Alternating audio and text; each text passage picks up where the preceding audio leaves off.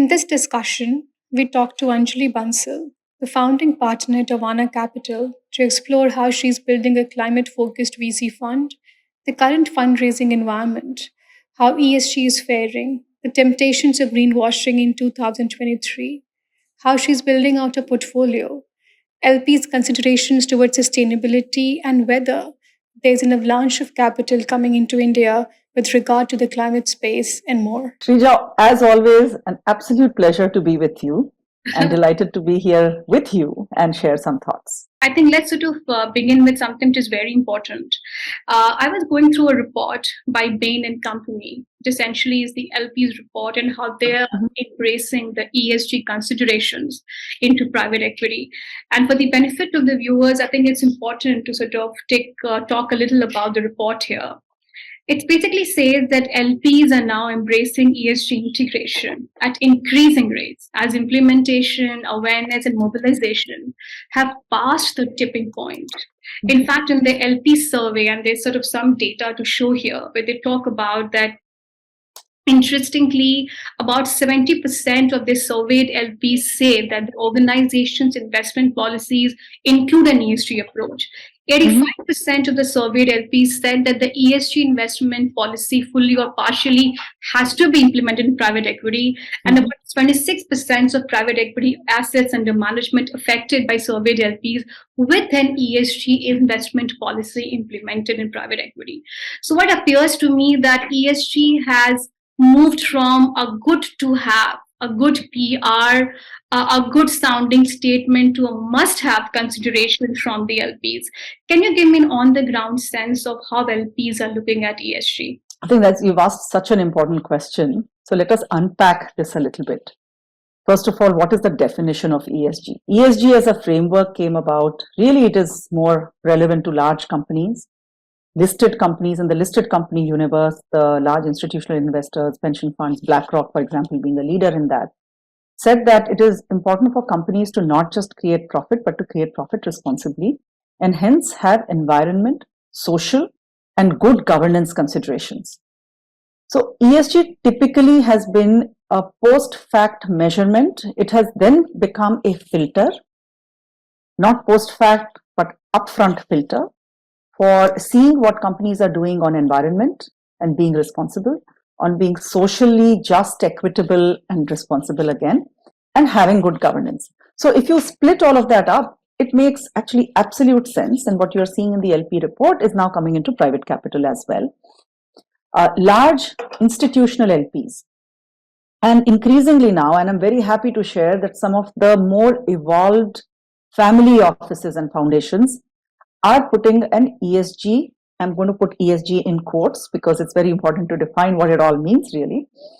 They're putting ESG as a requirement. Where the rubber hits the road though, is it still a nice to have? So you see also things like greenwashing that happens then. Is it still just a nice to have, everyone wants to kind of check off on a checklist and feel good? Or does it really then impact returns? So far, there is and in my personal view, there is no reason necessarily to trade off returns. You might have subdued returns for a short while if you're investing more actively in being environmentally responsible, for example, and less polluting. Again, I'm talking large companies, not the startup world in which I invest. I'll come back to that. So there is always this tension, and I think it's a healthy tension between being responsible and generating the highest returns possible.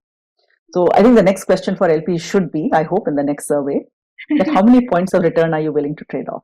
How many points of returns are you willing to trade off? So Anjali, you raised an important point about greenwashing. So do you think that there are increased motivations or temptations from private equity funds to perhaps position themselves as more and more ESG compliant or more and more sustainability focused or climate focused just to get into the good books of LPs, because LPs considerations into ESG are so much higher right now? Are you seeing greenwashing perhaps happening more from the point of view of private equity fundraising, especially the first time fund managers? Some of that I'm sure happens. What it would be good to get to is to have ESG becoming embedded, climate and sustainability, for example, which is the E part. So climate is the E part of ESG. Sustainability is both E and S because it talks about social justice and resilience and inclusion. So by any growth model, is best and balanced when it actually is both inclusive and sustainable. So sustainable, which means it is commercially sustainable and profitable, at the same time is not unjust. So you're not taking away from Peter to pay Paul, so to speak, or from Raja to pay Rani, so to speak, right? Um, so perhaps there is some of that where there are criteria established and checked off. But for the most part, I see a very healthy movement on embracing and really internalizing. So for funds to do, there are funds that are earmarked pools of capital. So there are impact pools of capital that say that we will only invest in, say, biodiversity, for example, or we will only invest in SDG. And in order to do SDG, we are willing to accept a lower return. But when it is a commercial pool of capital that says you also have to do ESG, it does put a greater requirement on the fund manager and their companies to then act more responsibly. So it is a little bit more cost up front. I think it might be probably harder for first-time fund managers, smaller funds to really fulfill all that. But I think it is a move in the right direction. Anjali, tell me a little about your fundraising. How is your fundraising coming along? You've had a stellar run in terms of how you put together your first outing with ESG, and also a lot of it is to say about how has your run been, so on the business side, private equity, and what you have done. Particularly talking about the fundraising environment right now, my first question to you is, let's talk about the fundraising, and then a little about how your portfolio is building on that. Yeah. Absolutely. So fundraising, I'm very happy to share, actually has been very encouraging. As we know, it is a particularly difficult global macro, all sorts of volatility. There is geopolitical conflict, there are supply chain interruptions, there is a sudden tightening of liquidity after a phenomenal 5 to 7 year run. And also during COVID, there was so much sort of liquidity that was available. So volatility geopolitically, supply chain interruptions, tightening of liquidity. A lot of the liquidity that was expected by LPs to come back to them in 2022 through distribution. So the IPO market has become much slower, for example. So exits are not happening as large and as rapidly. So overall, very constrained and probably one of the more difficult fundraising environments when you talk to other GPs and other LPs, in fact, who are raising as well. We have been fortunate to the extent we have a very focused theme.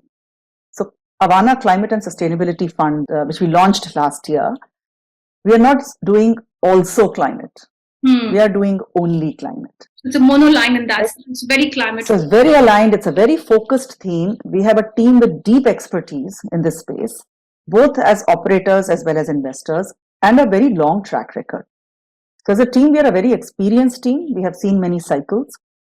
And I think that is giving LPs a lot of comfort and confidence as well. That this is thematic and focused. It is not generalist. And we define climate in a fairly holistic way. So for us, climate means 5 things, right? Energy transition, resources, mobility, supply chain, climate resilient agriculture. Put together, this constitutes about 90% of emissions in India and about 70% of the economy. We also look at climate not just from mitigation point of view. So carbon is one way and an important way to think about carbon reduction in carbon emissions, GHG emissions, but it's a somewhat simplistic way. The global north can afford to focus on carbon only because they have already gone through their growth path. We in India, and India as a representative of the global south, we have to think about adaptation, which is the transition, how the transition will be supported and financed, and the resilience building. Some of the most vulnerable populations in the world live in India and our part of the world, particularly in agriculture, MSMEs. So as we move to a greener future and greener business models, which are expensive to start with, we will need 2 things. We will need the technology and the innovation to power that transition, and we will need the capital to finance that transition. That's very well put. Yeah. So it's a specialist fund, very, very specialist, very, very deeply focused climate. So you're going beyond sustainability in terms of going deep into climate. And you said that That's you have a team which has full expertise in it. So how much are you looking to raise? And what are the kind of LPs that you are targeting? Do you have a placement agent? We do not have a placement agent. It's a combination of institutional LPs, both Indian and outside India. And it's some are focused climate pools of capital, some are more generalist pools of capital. We also have a set of very, very respected, and we respect them a lot as well, but very well known marquee foundations, family offices in India and overseas who believe in the purpose. But they also believe what we believe, that climate and sustainability is actually the next digital. So we are doing climate because we want to solve, it's a large problem in the world that we want to solve. But we also know that like digitization, and we have seen the journey, sustainability will be the next digital. So the way digital is now embedded across the enterprise, and new business models have emerged, lots of new technologies have emerged, and large companies have been built. Today, you cannot imagine any enterprise without digitalization embedded as a horizontal. I think we are going the same way on sustainability. So big commercial opportunity, also a very, very big impact opportunity. But that's also impact for us is all about making a positive difference. But how much are you fundraising? You didn't answer that question. How much are you looking to raise? Corpus of capital. We are looking to raise 1,000 crores plus. So apply the exchange rate. It works out to somewhere between 100 and 150 million. Mm-hmm. We are well on track. We will share with you some very happy news over the next few weeks. Any LPs listening to this, we are open and we are still taking checks. So please, we'd welcome more like-minded, discerning capital that believes in the power of technology to solve the problem. We only invest in commercial business models, so not lab state science, but commercial business models, and we are seeing some tremendous outcomes. So Shrija, we are seeing about 200 deals every quarter. And just an outstanding quality of founders, both first time and 200 deals every quarter. That is the pipeline. That is there's so much supply. There's so much supply, you're saying. There is so much supply. We want more capital to come in. Right now, we are the only focused climate tech early stage fund in India. Mm-hmm. We'd like to develop the ecosystem. And as you know, we at Avaana, we are ecosystem players, right? So we have a very ecosystem approach. We are bringing together in any case, right? So we integrate the world of technology and innovation with large corporates and industry inc, where adoption has to take place at scale. We know all large companies are looking for solutions. They may not have the solutions in-house. The solutions will come from the innovation space. But these industry linkages are super important. And frankly, that is where we differentiate ourselves. So bringing together startups and technology with large companies, and also understanding how policy is shaping this space. So policy is a very, very critical enabler globally as well as in India. India, we are fortunate. We have a policy regime that is very supportive of climate action. Mm-hmm. And we've seen this in the last budget as well. So there is special allocation for climate resilience and sustainability, circular economy, water, PLI schemes for solar. Yeah, yes. So this seems to be like really the perfect storm, if I were to put it, like in a positive way. In a positive way. I mean, I saw this perfect storm-like condition when the IBC ruling passed away, when the IBC system came into action, distressed assets, a lot of funds came into India. So I think I'm seeing the similar kind of positivity right now around climate. And what you sort of just outlined, that Shrija, sustainability is the next digital. It is a statement which is powerful, but also a very self-serving marketing statement. Oh, yes, of course. But we wouldn't say it if we didn't believe in it, right? So think about what we are doing as a team. We are investing our time, our effort, our energy, our experience, and our capital. We are investing a lot of capital into the fund ourselves. So most funds have a 1 to 2% GP contribution. We have about a 10% GP contribution into the fund. So we truly believe in this. And it's a big opportunity. And globally, you are seeing capital. So India needs about $10 trillion to transition to net zero by 2070. We have a trickle of that coming in right now. So do you see a launch of capital coming to India just on the climate space? Do you think how is India sort of positioned in a sort of attractiveness from an LP point of view? Two elements to it. India is an integral part of the climate problem, and consequently an integral part of the solution. So we are now the 5th largest economy, soon to be the 3rd largest. We are the fastest growing large economy in the world. We are also a largest population. So you combine a young population, growing population with a growing economy. Consequently, over the next 20 years, India has to deliver our 6 to 7, 8, 9% GDP growth, right? To continue to go on our national aspiration on growth. So as we do that, we will consume more steel, more cement, more power, all these hard to abate industries. 60 to 70% of our power today is thermal. We do have the National Renewable Mission. We will get to half our power being renewable by 2030. So we are well on our way, but globally, and climate is a global problem. No country, no continent even can solve it on its own. Certainly no country. So to have a global climate solution, India has to be an integral part of it.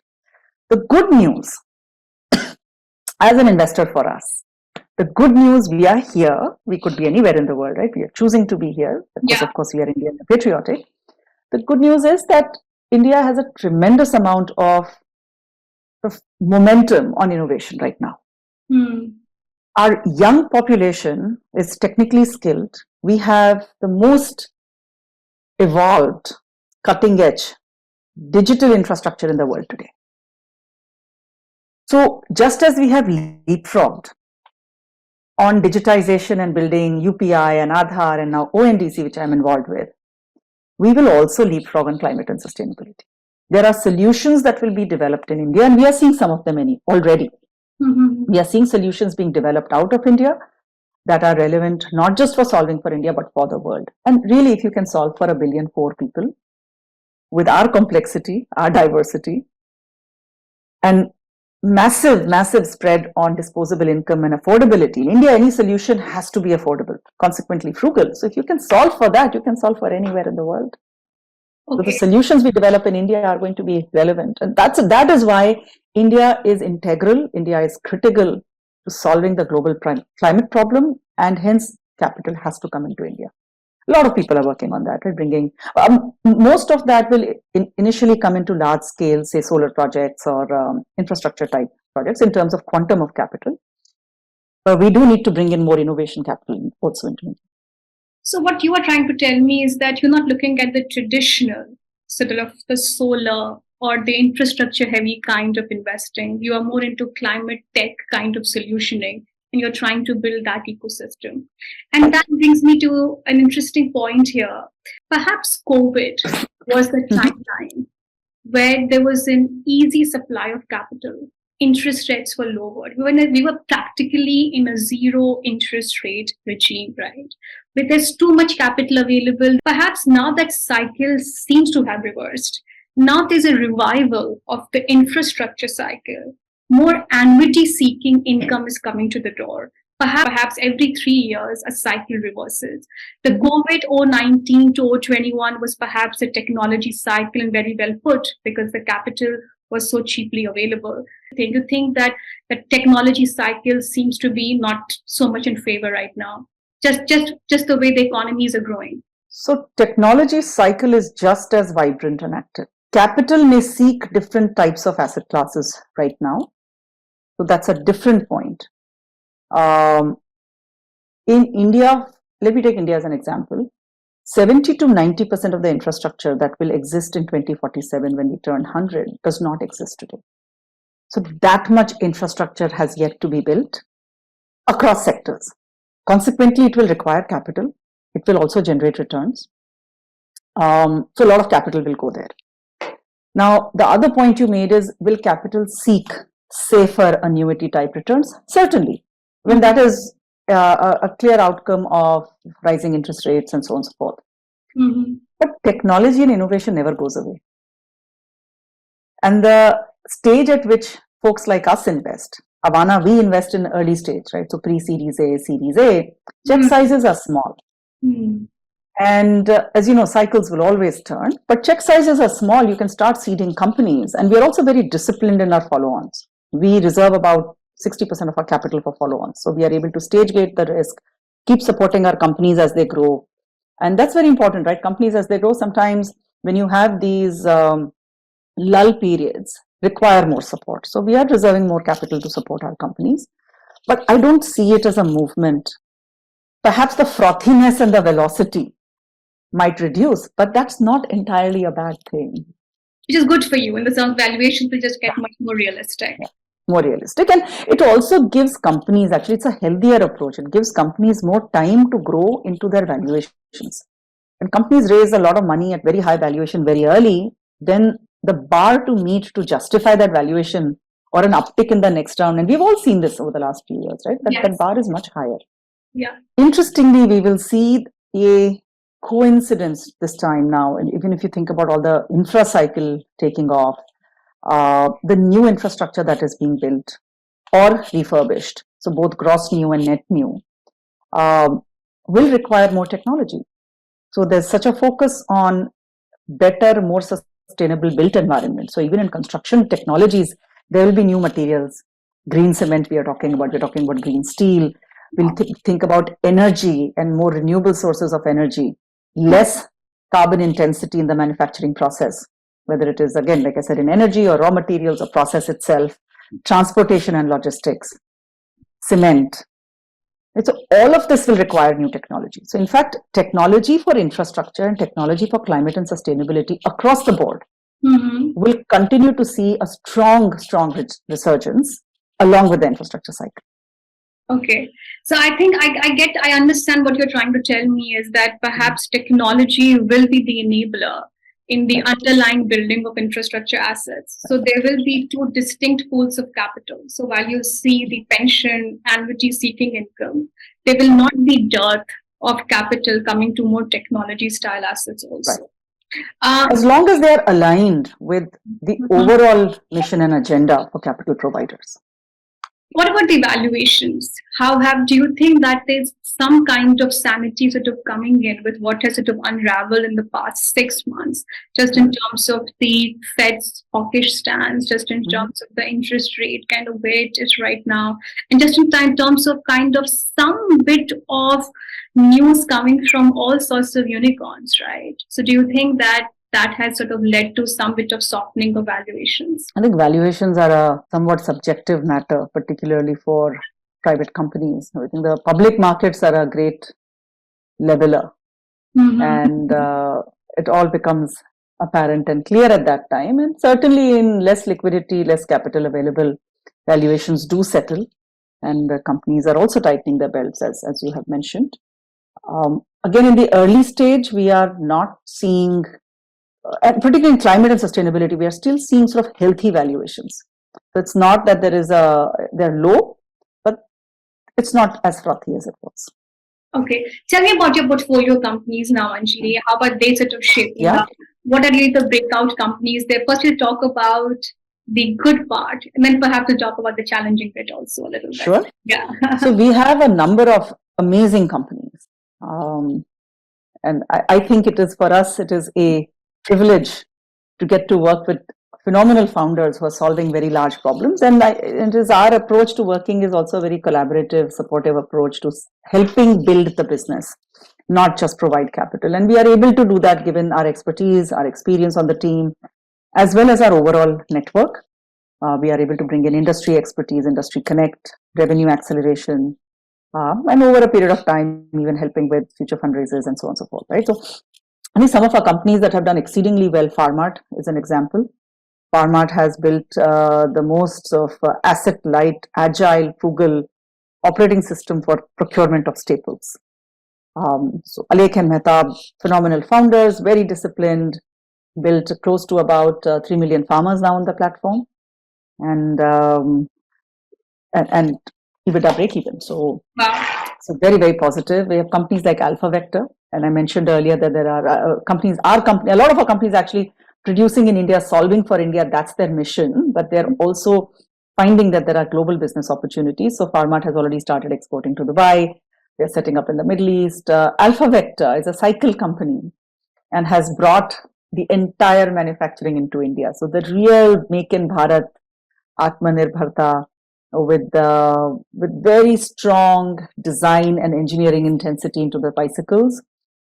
And so creating really the next generation of bikes for Indians to use, and now finding interesting export opportunities in the e-bicycle space, going into, again, Europe, Middle East, the US, and so on. We have companies like Eggos. Eggos is building the Amul for eggs. So they've again built a very robust supply chain to bring fresh, nutritious eggs, fortified vitamin A, vitamin D. And since you live in Delhi, you might have seen Eggos as well. It's become the #1 brand for eggs in Delhi NCR in a short period of time. Again, very committed founders, built amazingly well. We have Iki Foods. Iki is based out of Kota in Rajasthan. And Abhay and Amit, the two co-founders, actually took a very engineering approach to growing food. So they, like at Avaana, we said, hey, the next big problem to solve is climate and sustainability. They said, what's the biggest problem in India that we can solve through technology? And they said, it's the availability of nutritious food at affordable cost. So they said, they are growing Bharat ki sabzi in the heat of Kota. So they're growing tomatoes at 8 to 10 rupees a kilo in Kota. When the external temperature is 45 to 50 degrees Celsius, they're able to maintain a controlled root environment through a patented technology. So they have created a controlled growth environment for the root, highly water efficient, 80% less water usage, 4x yield per acre. So those are technologies which are solving for food security, not just for India, but also for the world. These are interesting ideas. These are interesting ideas for sure, really. And scalable. Scalable, sustainable. Sustainable doesn't mean only environmentally sustainable. It also means commercially sustainable, that the business can support itself. Mm-hmm. We are invested in Turno. Turno is helping with adoption of electric vehicles by small commercial fleet operators, right? So the MSME segment, and bringing down the total cost of ownership. Aram, India has a 40 gigawatt rooftop solar mission. Anand, the founder of Aram, says, no, that's too little. We have to think of larger. So he'll probably build a very large business. But creating an asset-backed model and a full platform model, because a solar rooftop is actually a connected, real-time connected device. So building that platform to enable adoption of rooftop solar. So what really are the challenges that you are facing? How you're building out your portfolio?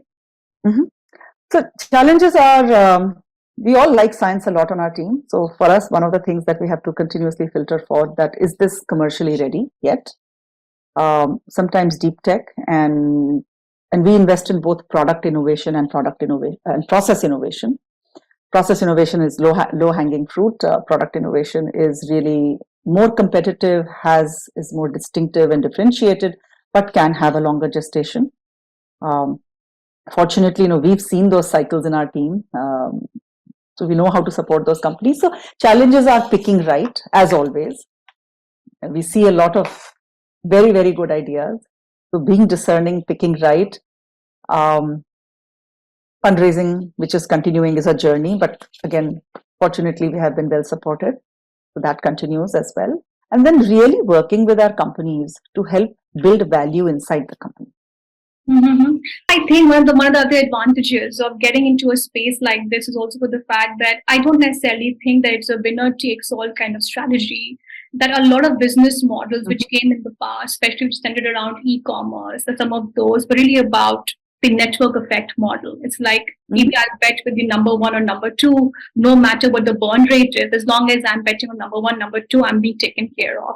But when you look at some of these more tech sort of enabled spaces, the opportunity itself is so large that you can take so many much more bets right now. Literally a 10-year game that we are talking about, right? And we are investing heavily in building our ecosystem. We are investing our time, energy, and capital, not just in our companies, but as you know, we launched a series of climate mixers across the 4 major cities, very, very well attended. And we had a very different kind of format, no speeches, no presentations, no panel. It was really peer-to-peer interaction between founders, funders, corporates, sometimes not-for-profit NGOs, research institutions, and think tanks. And we've had some phenomenal interactions in Mumbai, Bangalore, and Delhi, and we'll repeat the cycle again. We have started a series of fireside chats with global experts. And this is on Avaana channel. Anyone can register and participate. These are again with successful founders, with young founders who are doing some very cutting edge work, with very experienced climate VCs, with experts from the energy sector or the agri sector, or for that matter, circular economy, carbon sequestration. All of these are new topics that require learning and creating knowledge, awareness, and ecosystem. So as Avaana, we continue to really, really kind of build the ecosystem as we go along on our climate investing journey. I think that pretty much we are in the 5th cycle right now of investing with themes. I think the first literally when it really started with the tech 1.0, right? And we saw companies like Infosys and all sort of being built out. Then came to like a Flipkart and Snapdeal, the Sachin Bansal and all sort of born in. Then third came the entire SaaS wave, right? Where everything was like people said that India is building for global, and we literally had such phenomenal SaaS companies being built. And the fourth wave was a fintech wave, where you saw this entire India becoming the sinoshed of all eyes with UPI, and what fantastic run we had with fintech. The fifth space right now is a space for me which looks where the VCs seem to be shifting their narratives a little too often, right? Of course, one is this entire climate and the ESG narrative that's being built. And the second narrative is this artificial intelligence, chat GPT, the creator economy. I think I'm a big believer of this, that narratives have network effects. And if you outsource your thinking to VCs, you will keep shifting the goalpost, because today something is hot, tomorrow something else is hot. Just look at it, just 3 months or 4 months back, the entire world was telling us about metaverse, right? Right. Look at where we are right now. Just that's literally has become a bad word suddenly. I think it is important to have a point of view, and so hence thematic and focused investing is what we are doing and what we like to do. Our investments are also thesis led. So that's why my question to you here becomes that what will be your advice? Somebody sort of starting out for fundraising in 2023 and just getting into a space because it is hot, quote unquote hot. How would you look at that? I think some of the best companies have been built. See, all large companies today, once upon a time, were startups. So we should remember that. The most successful companies have been built by founders who are passionate about what they were doing. They didn't do it because it was hot or the current fad. But they really saw a felt need, they saw a white space, and they wanted to solve a large problem. So I will encourage founders to continue to think about what is the problem they're passionate about solving. It could be a metaverse problem, no problem, right? It could be a metaverse problem. Could be AI, the next set of generative AI, if you will. Could be climate and sustainability. Could be the next cutting edge credit model in fintech. Could be anything, but what is the problem you're passionate to solve? And how are you going to apply your skills? And founders are tremendously talented people. There is such an opportunity cost of their time and their talent. And I had a colleague who used to say, how are you going to spend your time and talent? That's what I ask founders. Why are you doing this? Why is it important to you? Thank you so much for your time and energy, Anjali. I think we had a great conversation with you, starting from greenwashing to LP's considerations to how you're building out your portfolio, to how you are sort of sticking to the theme of what you are, and also talking about the challenges and your message to the startup founders. Thank you so much, Anjali. Good time. I see you next. Goodbye and good luck. Thank you so much. Great to see you. Bye-bye. And see you soon again. Bye. See you soon again.